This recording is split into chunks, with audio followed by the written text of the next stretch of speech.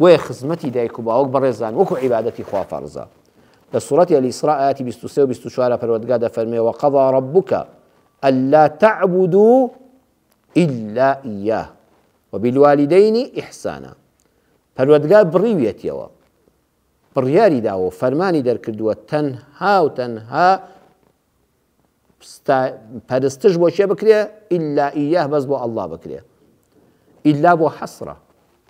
عیبادەت، بەندایەتی، سوژدەبردن، پاڕانەوە، هانابردن، هاوار لێکردن تەنها بۆ یەک کەسە. حەسرە لە چێدا؟ ئەڵڵا سوبحانەه وتەعالا. وبالوالدین ئیحسانا، یەکسەر بە واوی عەتف، یەکسەر خوا بڕیوێتیەوە، فەرمانە ئەبێت ئینسان لەگەڵ دایک و باوکیدا چاکەکار بێ. باشە بۆ ئەم دوانە بەیەکەوە، چونکە بەڕێزان ئەڵڵا نەبێ سوبحانەه وتەعالا تۆ لەسەر ئەم ژیانە نەدەبووی، وجودت نەدەبوو، بەس بە خوای پەروەردگار ئێمە هاتووینە وجود. لە ئەرز و ئاسماندا یەک کەس زەڕەیەک کەمتر لە زەڕە، کەمتر لە گرد و گەردیلە دەسەڵاتی نییە لە بوونی هیچ مرۆڤێکدا ئیلا ئەڵڵا بۆ خۆی نەبێ. پاشان دوای ئەڵڵا ئەو کەسەی کەوا من و تۆی هێناوەتە سەر ئەم ژیانە دایک و باوکمانین.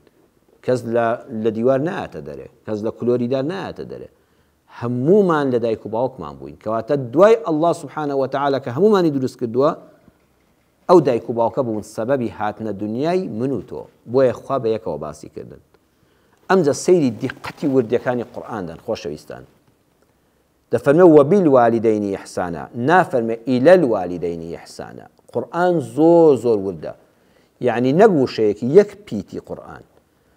ئەگەر دەفەرمێ وەبیلوالدین ئیحسانا یعنی ڕوحەن وەجەسەدەن، بە ڕوح و بەجەستە لە خزمەتی دایک و باوکت دابە.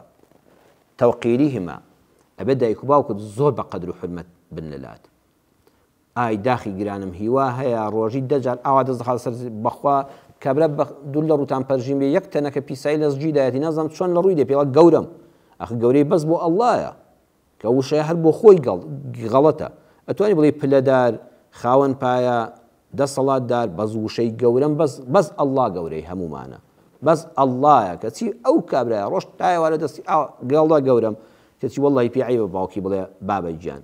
من خەڵکم بینیوە باوکیڵە حاجی، خەڵکم بینیوە پێی عەیبە بڵێ دایک گیان، ئەڵێ حاجی ژن، نەعوذ بالله. ئەو پەڕی پێچەوانی فەرمانی خوایە. ئەگەر هەموو لە شیدا کرد لە زێڕ بگری پێدوت حاجی ژن یان فڵان کەس یان حەبێخان، تەواو تۆ کوشتت.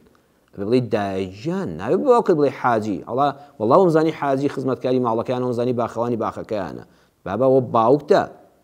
بالوالدین یعنی تەوقیریهما، دەبێت بە ئەو پەڕی حورمەتەوە. ئەبێ بڵێ تاجی سەرەکەم، ئیحترامیهما، ئەبێ بەو پەڕی حورمەت و دەست لەسەر سنگ بەڵێ بابەی گیان، بەڵێ دایک گیان، بچێ خزمەتیان.